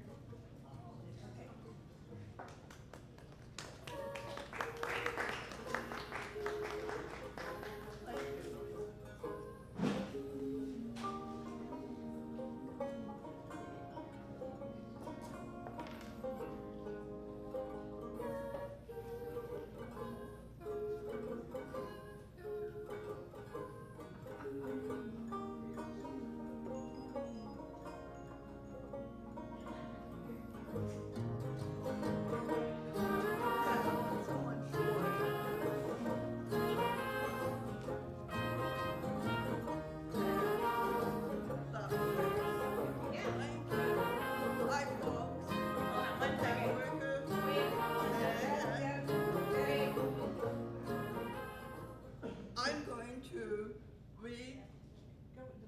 Okay, thank you, babe. I'm going to read the P dance. And many of you have met my dog Scooby. He's my hearing aid dog, and he's awesome. So this is when I get to take him for a walk. Time to walk, my boy. Oh, what joy. Sniff, sniff here. Sniff, sniff there. To pee. Oh, where? Oh, found a spot. Let's take a shot.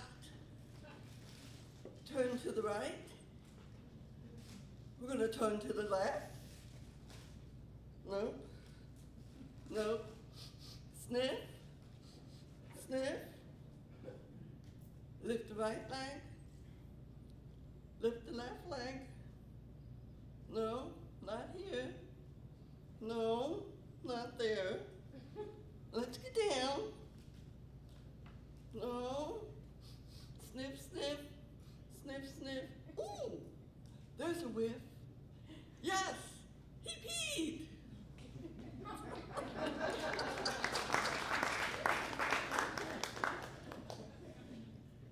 Then hopefully the other one will come up.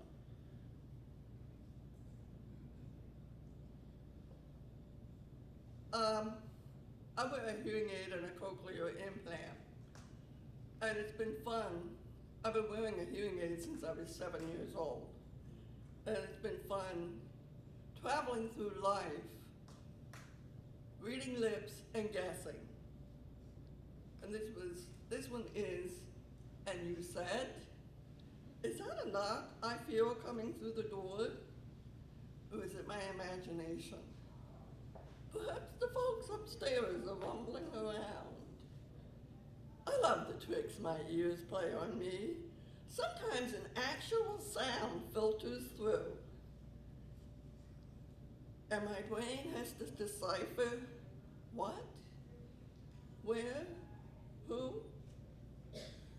Excuse me, did you say time or dime? They look alike on the lips. Oh, no, you said aim your headlights, not amber headlights. Oh, it's up above. Oops. How did I get that wrong? Isn't this fun, playing a guessing game? I just love playing guessing games. Maybe next time I'll see it right on the lips. Thank you.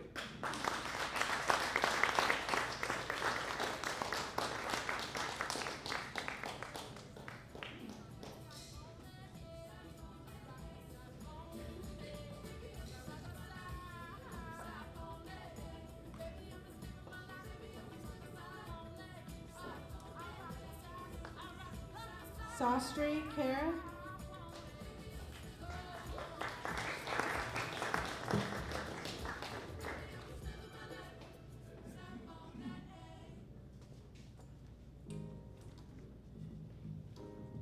Hi, my name is Shastri Kara. Before I read my poem, I just want to give a small background about what made me to write this one. Last month, I had been to Massachusetts to hike in a state park, and while hiking, I captured the mushrooms growing in that forest. And while processing those photos, I felt emotional, and I felt that let me write it down what I am feeling. And here it is. The title for this one is called Serene Existence in Silence. In the heart of a deep forest, I watched these mushrooms thriving in solitude, untouched and unbothered by their surroundings, flourishing in the shadows as a testament to the resilience. In their quest corners, they exist peacefully, not competing for attention, but cooperating to sustain the balance of the ecosystem. Growing from decaying matter, they symbolize new life emerging from endings, bridging the gap between the spiritual and earthly realms. They remind us that life's deepest truths often bloom unseen, and that the path to the Almighty is sometimes found in silence. Thank you.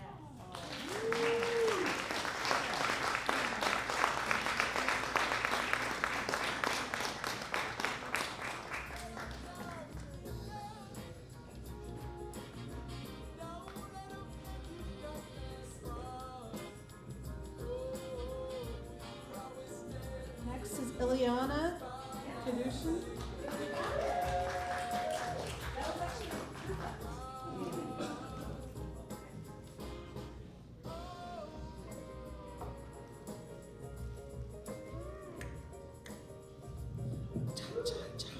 Good evening, everyone. This is what was a poem that became lyrics to a song, The Alchemy of Me and You. I need someone, and namely you, and not just anyone will do. The alchemy of me and you, it shimmies right, and I see blue. Be the one with no doubt. Come be free, your voice about. When you love them, it's spread around that globe, and you'll give them what they need, and they'll wear it like a robe. Be the one with no doubt. Come be free, your voice about. Precious gasoline is sprouting from our lips. You never know what can come from below our hips. Precious gasoline is sprouting from our lips. You'll never know what can come from below our lips. Look to the horizon and see it all. Look to your edge, don't fear the fall. Don't fear the fall. Where are you needed? Here and there and everywhere, with the young and the old and the fearful and the very bold. In your heart, you know this to be true, the alchemy of me and you. I need someone, and namely you, and not just anyone will do.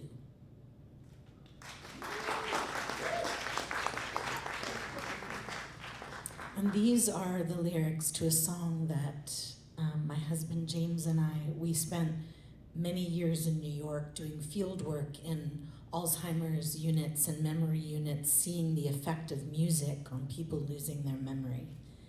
And it's been an incredible experience. It's been a very intense experience. And this song is about watching the caregivers give care to those with memory loss. Do you remember? When did you forget? Or did you forget? In the moment now, your body, soul, somehow, do you feel it? No past, no future loud, only the right now, right now. You've got to get away, a way to stay awake for your own sake. Stay awake. Open eyes can see reality and listen more. Do you remember? You will forget. Or did you forget? In the moment now, your body, soul, somehow, do you feel it? No past, no future loud, only the right now, the right now. Thank you.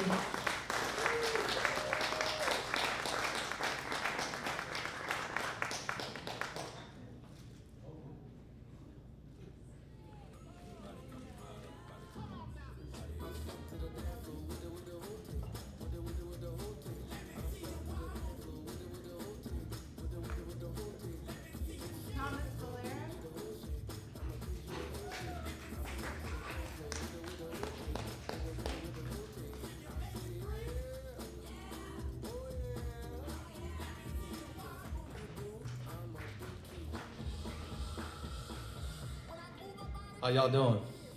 Good. So my name is Thomas. Came all the way from Virginia today. Love the Delaware beaches, so I thought I'd stay by and say hi. Tell you a little about my story. Normally I do a little bit of stand-up comedy. This is my very first poem, so bear with me. But you can laugh if you want. So the title of my poem, it's something very close to my heart. I call it My Town. It's a story about my town, my homeland, but I haven't been able to see since I was 10 years old. So I dream about it all the time. Let me tell you why. In the north, we have beautiful Caribbean sand. In the south, the deep Amazon rainforest with the largest snakes, but also the tallest waterfall in the world. It sits on vast land with rare minerals and more reserve oil than Saudi Arabia. Have the Andes Mountains to the left, so tall that we can see our neighbors and the rest. Our people are diverse, all kinds of colors, backgrounds, but we all share the same spirit. That spirit to want to live, to want to be happy. It's a place where you'll see the highest poverty on earth, yet our people dance on the street to salsa songs. Over here, merengue over there. Food so delicious, it'll make you share. The women win Miss Universe. The men win World Baseball Classics. Not gonna tell you about communism, socialism, the injustice in the dark, or the earthquakes that just happened. I'm gonna tell you about the memories of the town I left so long ago, before I hit the lottery and got to move to the US. Because in my town, it's not just about geography, it's about the spirit that beats in our hearts. I remember as far back as when I was 7 years old, just a wide-eyed little bug running around playing stickball till nightfall. In my town, we run the streets all night long. With no stress, no responsibility, where we felt we belong, rain, shine, or fog. We didn't have much, but what we had was us. Baseball was king, so we made our bats out of sticks from a mop. The balls were made out of marble and electrical tape, but we didn't care. We made our foul lines, laid rocks as bases out in the sun. And that set up the dream to make it one day to the major leagues. When you hit a home run, it's the sweetest feeling. Rounding those made up bases, we made our own baseball gloves out of milk cartons. And we made a catch, you feel like you were an all-star playing in front of all those faces. In my town, we played all day long, but our families always knew where we were. We knew the neighbor to the left, to the right, and 2 blocks down by first name. For us, it was family, it was all the same. The doors were open for the kids, open for the neighbors. There was no such thing as a stranger. We cooked for each other, traded, and community was always there. You didn't need an appointment for someone to always share. You could walk around and pick perfect mangoes, lemons, limes right off the tree, or pick it up right from the ground, eat it right there, completely free. Yeah, some of the houses were made out of concrete, but some were made out of sheet metal, thrown together ourselves. But somehow, we weathered the storms, the hurricanes, and the tornadoes. Waking up in that shack, Grandma always had arepas and empanadas for breakfast on hold. So delicious, it never got old. The men worked all day long. The women were treated like queens. The elders were held like gods, and the kids were seen as bright new stars, if you know what I mean. As a kid, we were allowed to stay up all night long. The memories are so long, but I still remember like it was yesterday. I remember the family dancing all night long, surrounded by laughter and endless songs. I still find my people from my town, whether it's in Australia, here in America, or in parts of Europe, not just by their accents or their skin, also by their vibe, their feel, their spirit. Just have that enthusiasm towards life. Reminds me of Grandma's shack, the hot concrete in the summer, and that sense of just wanting to be alive that will still stick to me till I'm 105. Can you guess my town? Thank you.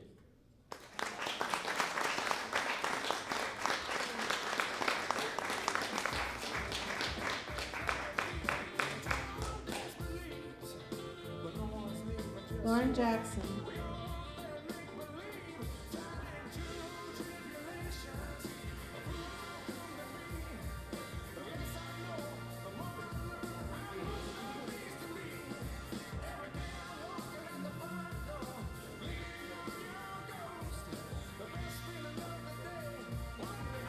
Hi everybody.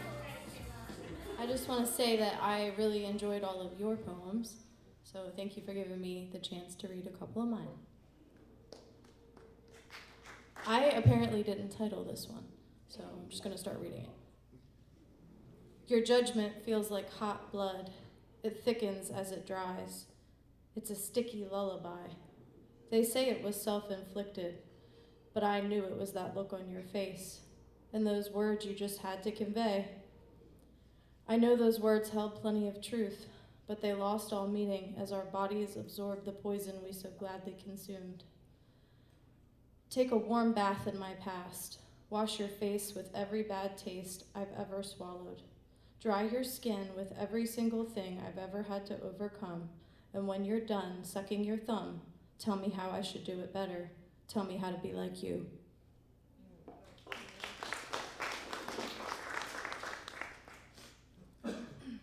I didn't title this one either. I don't think I used to title anything. So, you were there in that place where our lips met, in the haze of my subconscious. You sleep in the lie that I've told myself, that you no longer matter. You live in palpitations of uncertainty. Without words, I can taste your wounds, fresh like broken flesh. The days that distance the moments we call mistakes, they carry no weight in the thoughts that remain. Thank you.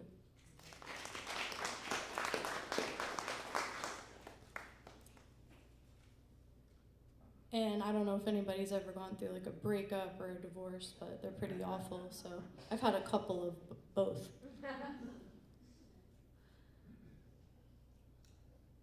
Afternoon sun warms the cold of your words. Your paralyzing unawareness makes it hard to even take a step.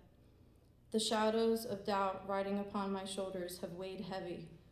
Hunched at the sound of your rhythm, it used to make me dance, make my head spin dizzy with affection.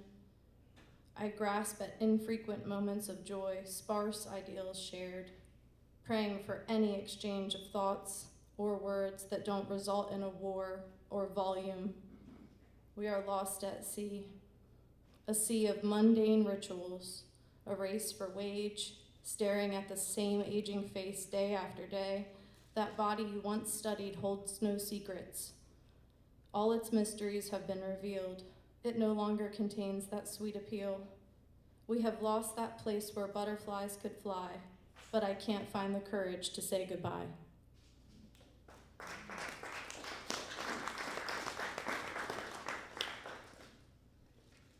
Just have one more.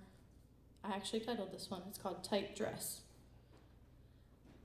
Patience is a dress I could never fit into. The zipper always seems to buckle in the back. As life's corset leaves me feeling breathless, the laces pull at my ribcage. But the seams still don't meet, their teeth shiny with defeat. I've always felt like I was chasing a shadow, knowing happiness is internal and my entrails are an ocean, waxing and waning, searching for the light of the shore or floating in the vast of numb. Thank you.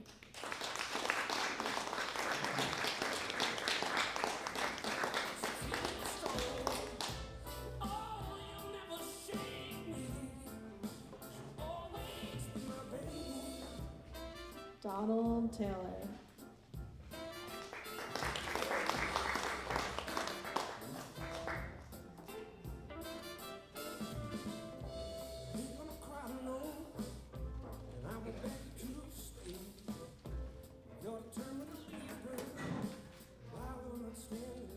Hello, everyone.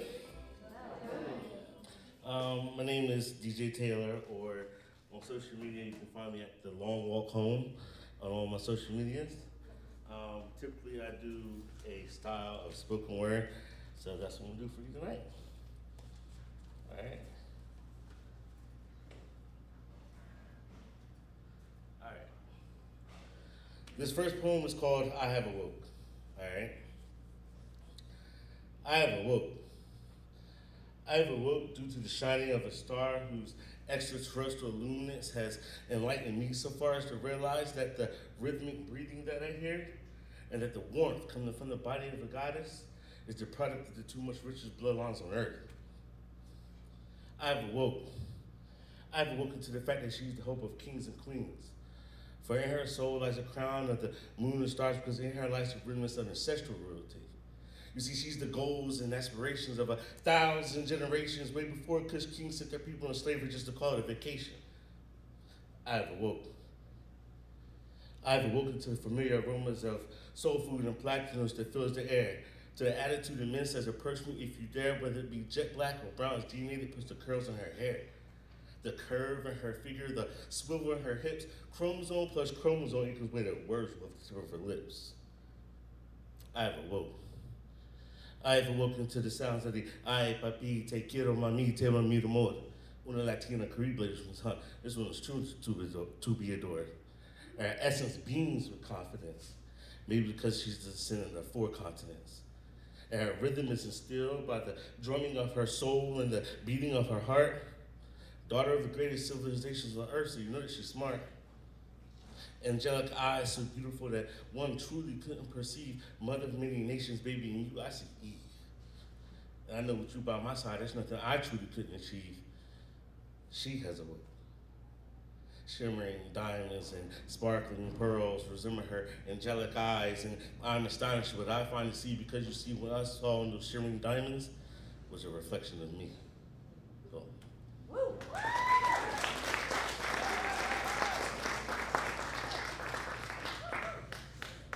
All right, so this next one I wrote when I was in college a while ago, and I just want to bring it back because I got 10 minutes and I can do that. All right. All right, it's titled Strip For Me. When I first called, she said she was involved. Just a, preconceived security alert to see if I was a dog, Not a dog, but I had a lot of fight. See, it made me ponder, what would it be like to wake up next to an angel for the rest of my life? To abandon my fears of abandonment, to make every woman that came before her a blur. The truth is, I want to reinvent the wheel with her. I want to find different reasons to be in love every single minute. That's why I contemplate different ways to show you I care every single minute. You know what I mean? Forget about your ex's behavior, how he tried to remember details are simply futile. Forget about how you stayed up until 4 o'clock in the morning, losing years off your life. Wondering if he was even going to call you tonight. Forget about the bumps, the bruises, the lies, the excuses. Forget about the lack of passion that made you sad. Forget about how he lied about cheating and you just made him mad. But I see the love that exudes from your head down to the toenails on your feet. In the same way the moon has power over the sea, baby, you have power over me. But first, strip for me. Take off the memories, every lost second chance. Every night you stayed up longing for romance. Taking off the years of misery, believing you had to endure that bullshit because y'all had history. I want you to unbutton the suffering, unzip the pain. I want you to slide out of the doubt because it's all about you.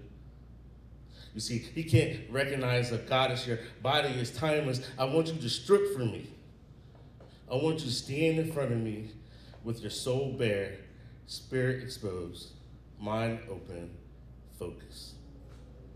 Believe you deserve love just like the next. It's not all that complex, baby. Emotionally, then I want you to trust me, then I want you to love me, then I want us to start anew. Baby, I want you to strip for me because I've already stripped for you.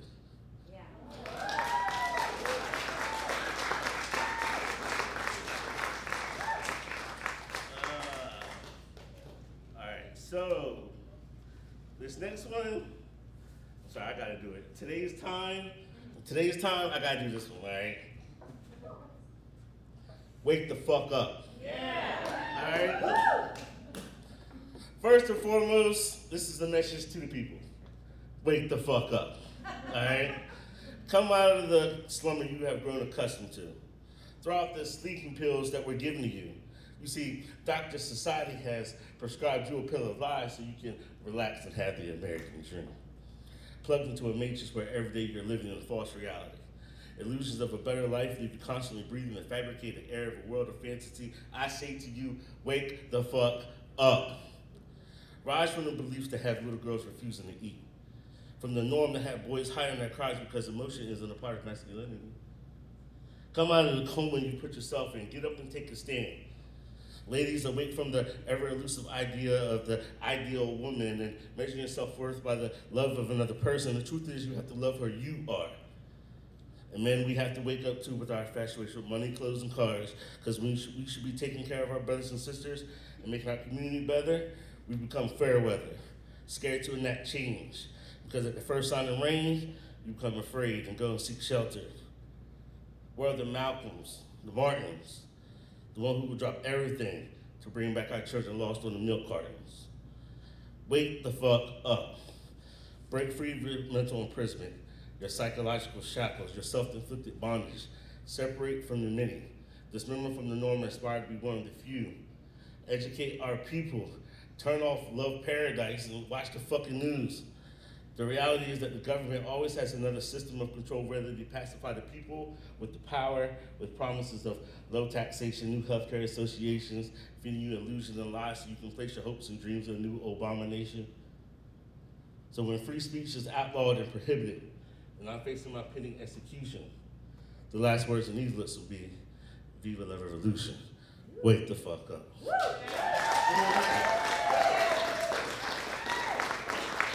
How many time left? 3 minutes. Okay.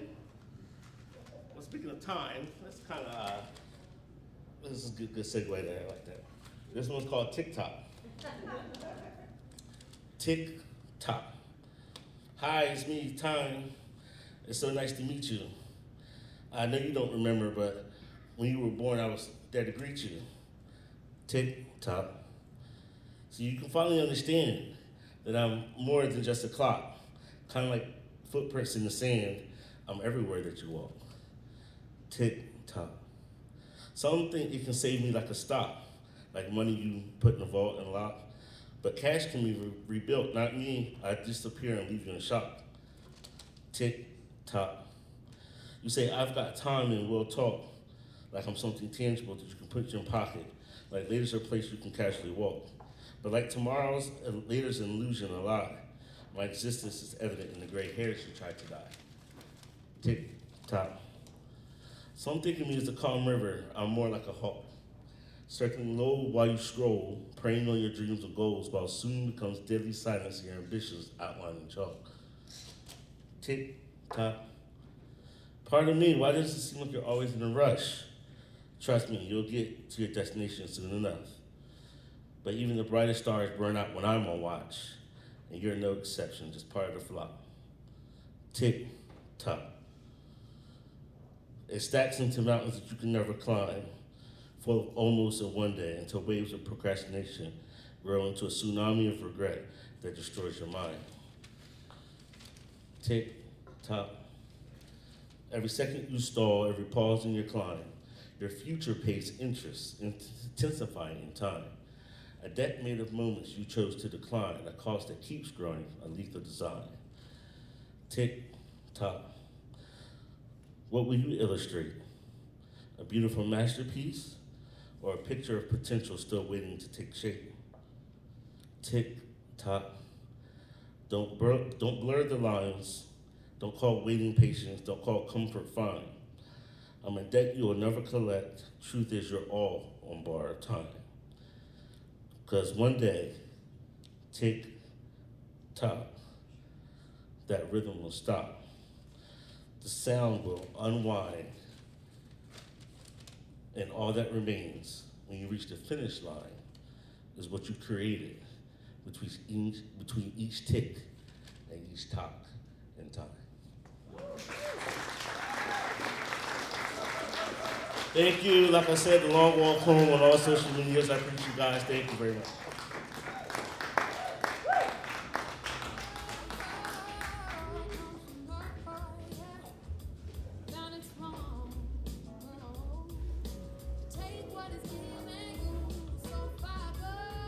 Crystal there?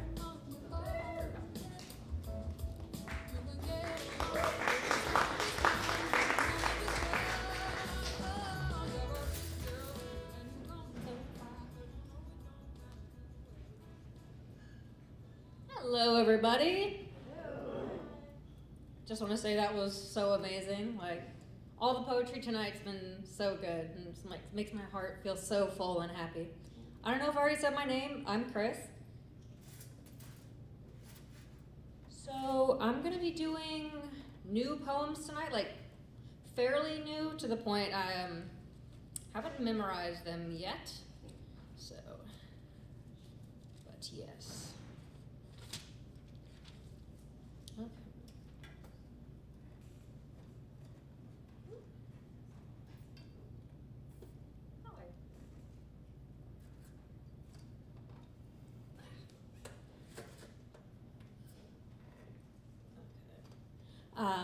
This one is called Complicit.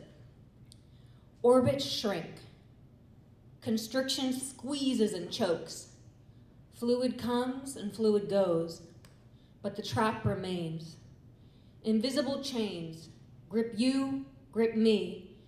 It continues to be carried out on every level, no harmony. The river flow blocked and kinked, yet everyone floats on.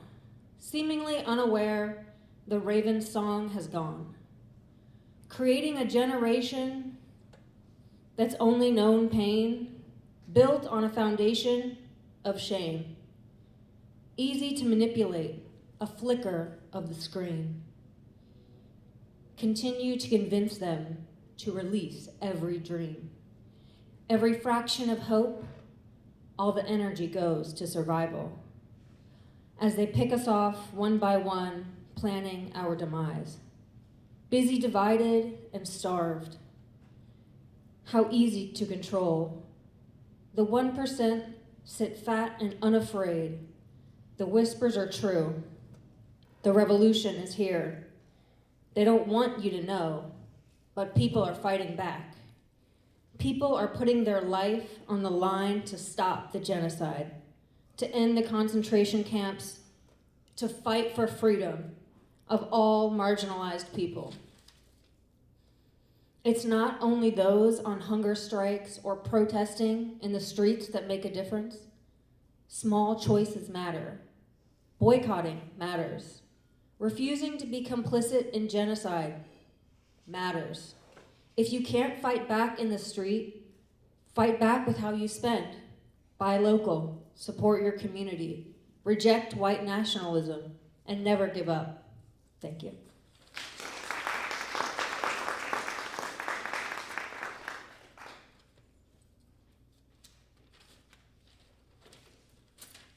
All right, this next one is called New York City Lover, inspired by a friend that I had not seen in a long time, and it was a joyous return. It's been 4 years. The markings of him trickle over you. The system wept on your skin. Invisible outside gaze, stark upon the one I once knew. Paradigm shifts, pressure at the brink.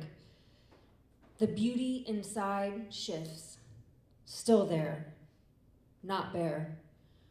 Organic pink pearl from the depths, covered in sludge. I brush you off, holding you tight in my arms. I brush off what I can, revealing your gleam, somehow lost. One refraction from that bright sliver of light cuts like a beam. All is right with the world. Some stains, electric gashes, are too deep. My heart leaps to help. It cannot. A new home, a new connection, and time, lots of time, can reconcile the undue burdens placed on such a tender heart. Thanks.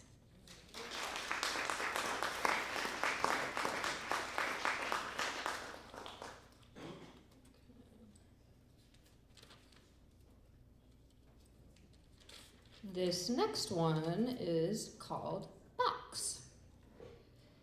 Clamoring on the walls, I beat on the inside of my trap. I hear the screams, the echo out of me like liberation. I cannot yet taste, but they can. They ring. The vibrations burrow inside me, traveling down my limbs like an elevator shaft, up and out. Red and raspy, the pain remains long after the vibrations have left.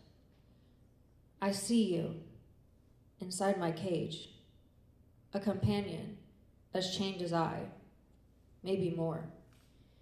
You pull at reality, tug at the truth, hoping it will bend to you, hoping I too will wrap around your lies.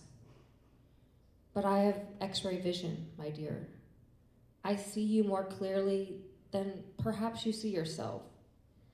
The lies you tell quiet that pumping, thumping mind that cries and screams and shoves it all down until the beast can no longer be held in its cage. We inhabit it together, but I will not be in this box forever. Thank you.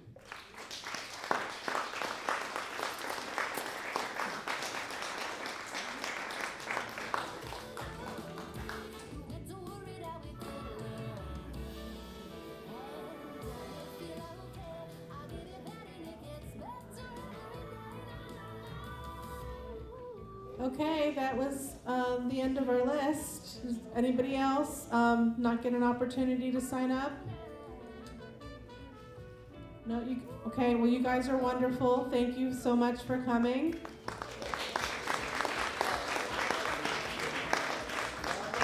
And remember, July 23rd is going to be our next open mic.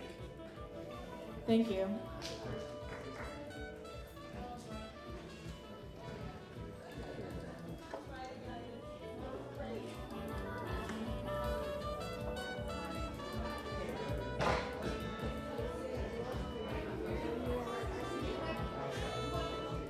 Thank you all for coming to our very first spoken word poetry and storytelling open mic. We so appreciate you being here. Don't forget to tip your bartender and close out your tab if you have one. And grab a calendar on your way out. We have lots of wonderful events coming up. And if you want to give another chance on the mic, please don't forget about our Wednesday night open mic every Wednesday. 6 o'clock sign up, 6